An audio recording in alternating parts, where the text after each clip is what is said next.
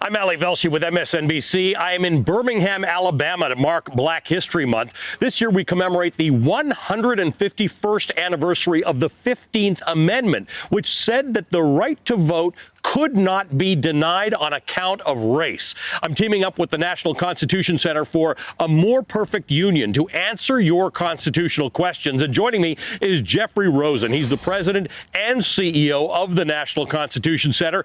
Jeff, give us a quick rundown of how constitutional clashes over slavery set the stage for the Civil War and how the nation transformed the Constitution during the Reconstruction period after the Civil War. Ali, the question of how to fulfill the promise of the Declaration of Independence was the central constitutional clash of the early republic. Heroic abolitionists like Frederick Douglass and Sojourner Truth insisted that slavery was a violation of the Declaration's promise that all human beings are created equal. Southern slaveholders insisted that the property rights of slaveholders were protected by the Constitution.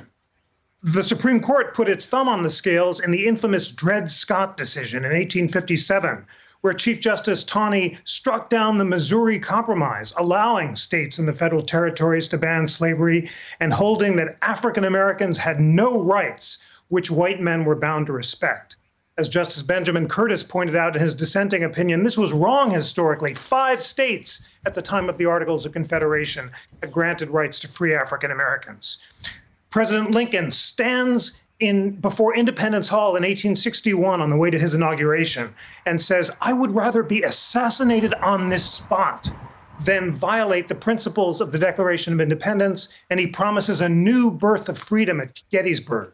But it takes the post-Civil War amendments, the 13th Amendment, ratified in 1865 to ban slavery. Nevertheless, Southern states passed the infamous Black Codes and deny African Americans who are freed the right to make and enforce contracts, to sue and be sued. Congress passes the Civil Rights Act of 1866, which grants equal civil rights, but President Johnson vetoes it, and they're not sure they have the power to pass it. That's why we need to pass the 14th Amendment, the central promise of equality in our Constitution, ratified in 1868, which guarantees to all persons equal protection and to all citizens equal privileges or immunities. And then comes the 15th Amendment, ratified in 1870, which gives African American men the right to vote. But then there's an infamous backlash. The Supreme Court strikes down the promise of the 14th Amendment in the slaughterhouse cases in 1873, and Southern redemption leads to African-American disenfranchisement and mass terror. It takes the civil rights movement.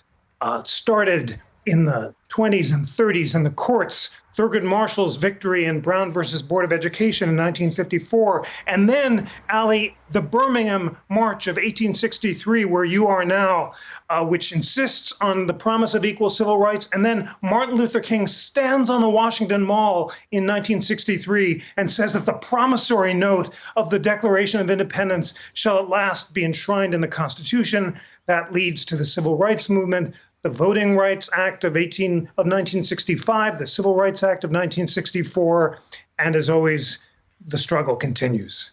Thank you so much, Ali, for helping. And the struggle,